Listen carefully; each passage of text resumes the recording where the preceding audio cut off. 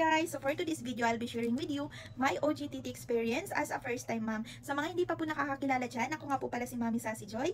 Hello po sa inyo. So kung hindi nyo pa napapanood tong video na to, please keep on watching.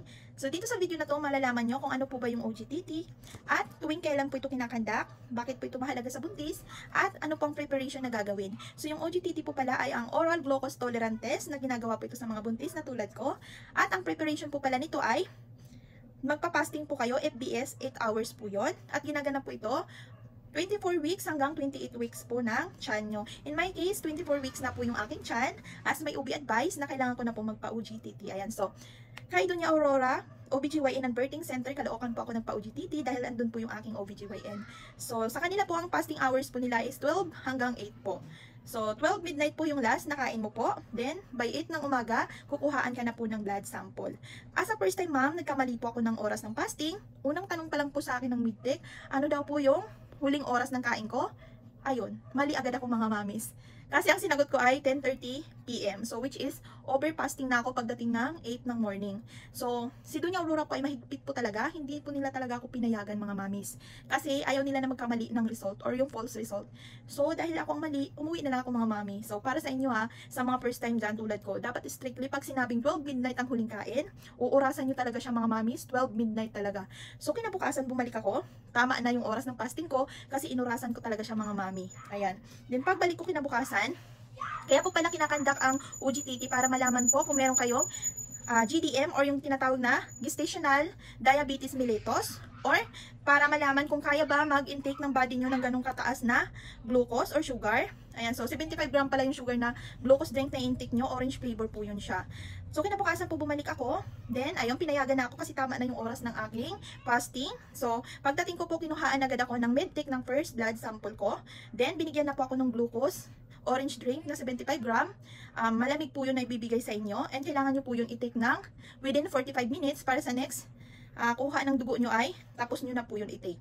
So in my case, na-survive ko naman siya kasi nga gutom na ako at uhaw na nun since malamig yung drink, na i-drink ko siya. So sa mga first time dyan yung iba sinasabi na kailangan isang tunggaan lang daw para maubos nyo agad. Nako, ang advice ko sa inyo, wag po. Unti-untiin nyo lang po. Basta within 45 minutes. Kasi pag binigla nyo, may chance na masuka kayo kasi nga diba, matatrap yung tamis nun. Eh, meron pa naman yun siya aftertaste na sobrang humahagod talaga sa lalamunan. Lalo na sa hindi sanay sa matatamis sobrang tamis niya talaga mga mi. So, maano talaga siya sa lalamunan. So, in my case, inunti-unti ko lang po siya para hindi rin po yung katawan ko mag-react agad sa sugar. Kaya yung iba po ang nangyari ay nasusuka or nahihilo. So, unti-untiin nyo lang po. So, in my case, finally, na-survive po siya, naubos ko siya.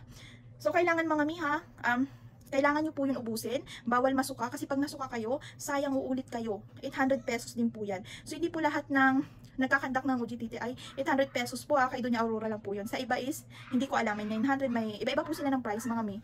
So, ayun, na-survive ko siya mga mi. Then, after 1 hour, kukuhaan ka na naman ulit ng medtech ng dugo. At after 1 hour, kukuhaan ka ulit. So, 3 times ka po kukuhaan mga mi ng dugo. So, dito, at saka dito po. Ayan, so, kung maugat naman kayo, so hindi po sila mahihirapan maghanap. Pero sa Doña Aurora po ay magagaan po ang kamay ng medtech. Para ka lang po kinagat ng lamok. Ganun lang po. Napaka smooth lang. Hindi siya masakit mga mi. Ako takot ako sa karayom pero na-survive ko siya. Ang bilis nilang kumuha ng dugo. Hindi ko na malayan.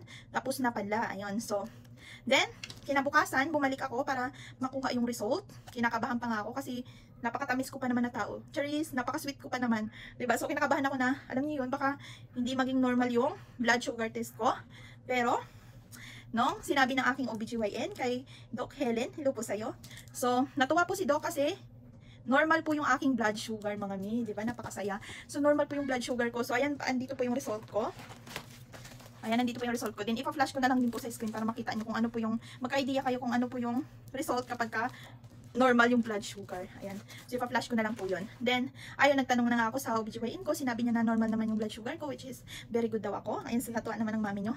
Then, ang sabi din po ng aking OBGYN, kaya po minsan nagkakaroon po ng mataas na sugar result kasi hindi lang po yun dahil sa pagkain ng matatamis Pwede mo rin siya makuha kapag stress yung isang mami. False result ng pagiging mataas ang sugar kapag stress yung mami, hindi sapat yung pahinga.